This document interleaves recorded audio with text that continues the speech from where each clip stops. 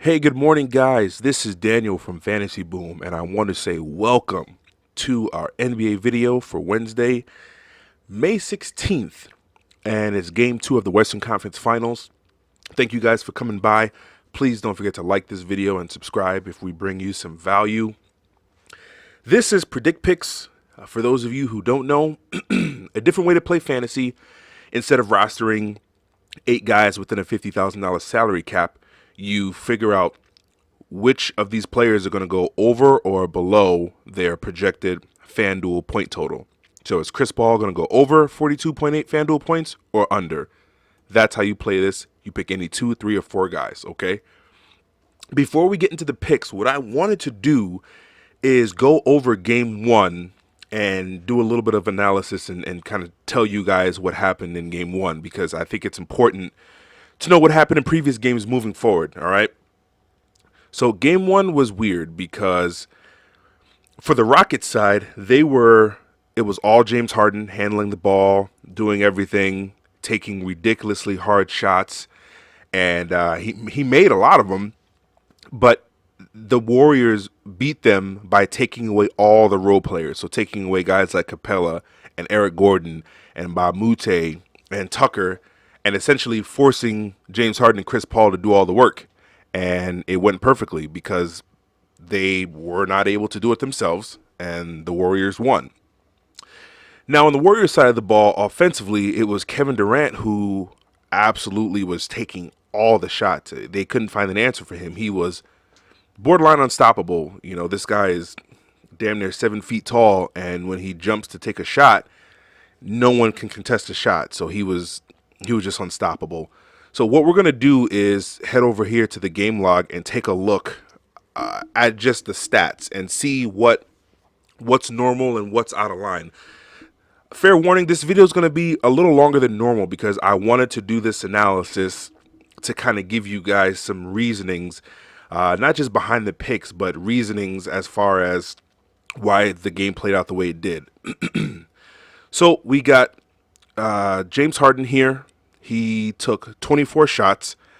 He scored 41 points, 4 rebounds, 7 assists. He had Chris Paul. He took 17 shots. He had 11 rebounds, which was a little odd, and then he had 3 assists, which also was a little odd because he normally has way more assists than rebounds. All right, and then if you look at the other guys who played all the minutes, Clint Capella, he only took 7 shots, but we know Clint Capella doesn't have a very high usage. 6 rebounds, 3 assists, a steal, and a block. And then PJ Tucker pretty much did nothing. Trevor Ariza pretty much did nothing. Eric Gordon was the guy who had the most minutes behind Chris Paul and James Harden for the most part.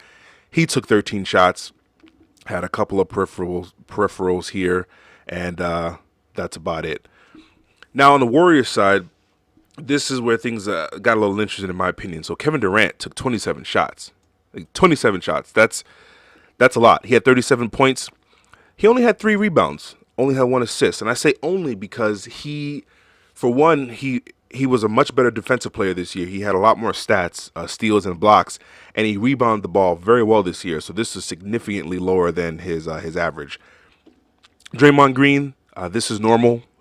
There's games that he doesn't take a lot of shots. But this is normal. 9 rebounds, 9 assists, 3 turnovers, 2 steals, 2 blocks. This stat line over here is normal for him. These 2 things are not normal. Klay Thompson took 18 shots, scored 28 points. Steph Curry took 15 shots, scored 18 points. The fact that Klay Thompson took the second most shots on this team, it just tells me that, and I watched the game, but it tells me that they were deferring to Durant, essentially, and letting him run the show since he had everything going. Now, I don't think this plays out like this again moving forward into further games, and I think Game 2 plays out a little differently. Now, for those of you who didn't watch, it was an underfest. Everyone went under their number except for Mr. Klay Thompson over here. His number at the time of the video, I want to say, was 33, and he was the only one who went over. Every single other person went under, even James Harden and his 40, however many points he scored. Now, Game 2, I think the Houston Rockets are going to win, and I wanted to try something different as far as analyzing it. So what I did was I simulated this game between the Rockets and the Warriors, and I kept simulating it until Houston won, because I want the computer to tell me, based on stats from the year, based on what each team has done. Once the Houston Rockets win, excuse me, I want to see the stats on their side and see who did what. Obviously, this is conjecture. This is just a computer analysis, but I find it a little interesting when I look at the box score here. So this was the first simulation where the Rockets won. I had to do it 4 times, and it was over 6,000 simulations in that batch. So we're going to go down here to the box scores and take a look. So on the Warriors side, it has a lot more balanced shot attempts. Steph Curry 12, Kevin Durant 10, Klay Thompson 12, Sean Livingston, I thought that was funny, 10.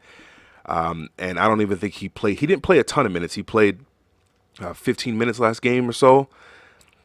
Nick Young 9, Draymond Green 7. Okay, we obviously take this with a grain of salt because it has guys playing who did not see the floor at all in game 1. So we take that with a grain of salt. On the Rocket side, it made me laugh, for one, because it has James Harden shooting another 26 shots, finishing with 42 points, and then Eric Gordon taking 13 shots, finishing with 26 points, and then Chris Paul only taking 8 shots and finishing with 11 points. So I kind of found this funny that in this simulation it had essentially the top 3 usage guys going at it on the Houston side. So again, this is totally computer simulation. This is just for shits and giggles. I think the Rockets do win game 2, but I wanted to see how the computer figures it happens if that happens. Now, this is all based on stats from the year. Obviously, it's no indicator of future performance. So that being said, looking at game 1, I'm going to go through each person and kind of give a little analysis on what I think is going to happen now. So James Harden, I do think he comes back and has a better if game efficiency wise. He was taking some very difficult shots, and he was making a lot of them. And the Warriors were okay with that because they knew if they held him in check, if they held the other guys in check, James Harden can't beat them by himself, and they were proven correctly in the end. That being said, James Harden is a high volume shooter, but I think they do a little bit more getting everyone else involved. So James Harden, I actually see him going under. I see him going under this total here. Chris Paul, I see him going over. If being that I think the Houston Rockets win, I see him going over. He did not have very many assists the first game. He had a decent amount of rebounds, but he didn't score the ball. But he wasn't very aggressive when you look at that. This is his first conference finals, and the critics are already kind of jumping on him in regards to him, not showing up in game 1. And these guys know if they get down 0-2 in this game, this series is done. They're going to get swept because it's going to be very difficult to go to the Oracle Arena and pull out a win in the playoffs on the Warriors' home floor. So I think Chris Paul actually shows up tonight and handles his business and helps his team win. So I like him to go over. Clint Capella, and I mean, this is like no fault of his own. He doesn't have an offensive game. He can't create his own shot. All he can do is catch lobs from these two guys, and if they don't throw him lobs, he ain't doing shit. So as much as I think I like his game, I think he goes under tonight. The only way he goes over is if he starts blocking, 4 or 5 shots, because since it's FanDuel scoring, you get 3 points for a steal and 3 points for a block. If he starts blocking a lot of shots, he can get over this number, but I don't think we see a Clint Capella 15 points, 15 rebounds kind of night just because of the defense, the physical defense that Draymond Green is playing. So I think Clint Capella goes under. Eric Gordon is the dark horse. I think he goes over. He is a high-volume shooter. He does shoot a lot, but he didn't make as many as he normally does game 1. I like him to actually knock down some more shots this game and get over this number here today. And then on the Warriors end of things, Klay Thompson, he got a lot of shots in game 1. I don't think he gets that many in game 2. So as a result, I like him to go under. But Steph Curry, I don't know if he's okay. He looked really weird in game 1, just really passive. But at the same time, he could have been passive because Kevin Durant was killing it, which he was.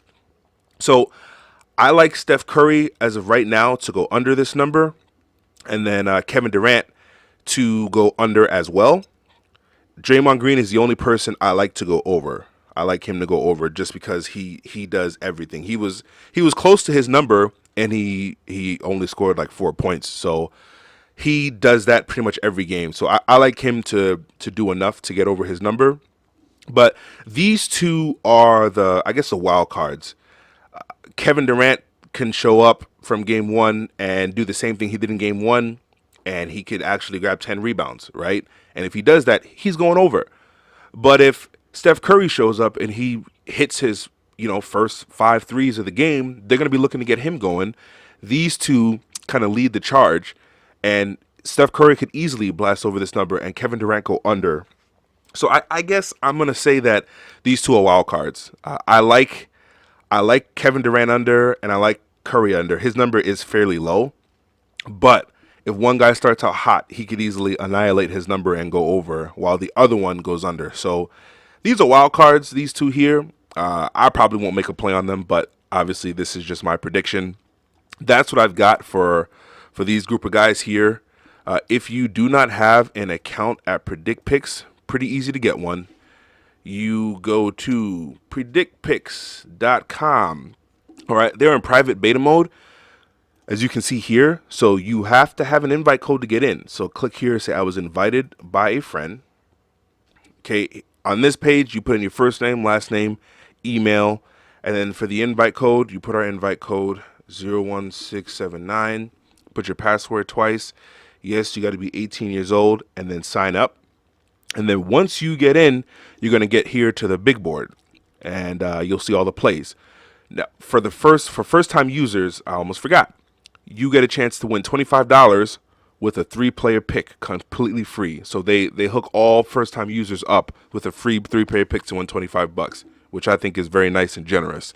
So to qualify for that, you have to pick any 3 guys and choose whether they go over or under. So let's go Capella under and Eric Gordon over, since those are 2 plays that I really like from the Rockets side. And then let's go Klay Thompson. Let's just go unders. So 1, 2, 3. We'll take these 3 guys, come up here, hit go. And then here is where you pick over or under for each guy.